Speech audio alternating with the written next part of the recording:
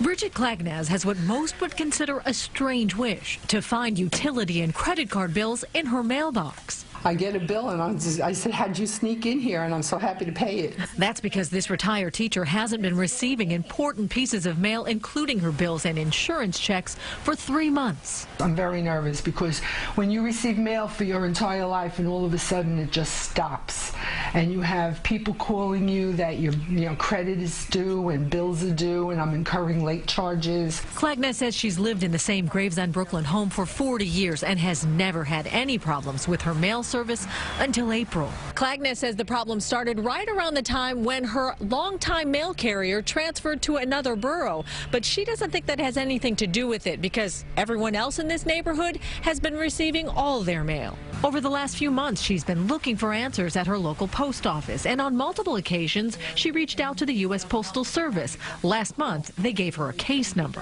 When you've reached out to them, what have they said to you? They're going to try to fix it. They're still working on it.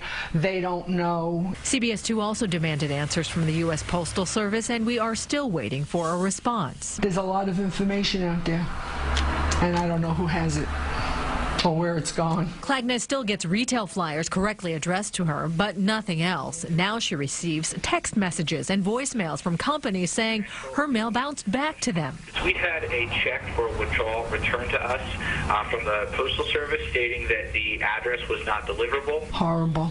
It's a nightmare. It really has turned into a nightmare. She always hopes the nightmare will be over the next time she opens her mailbox. In Gravesend, Brooklyn, Hazel, Sanchez, CBS 2 News. One thing the Postal Service believes, it says Clagnez may be receiving marketing mail because it's processed differently than regular mail.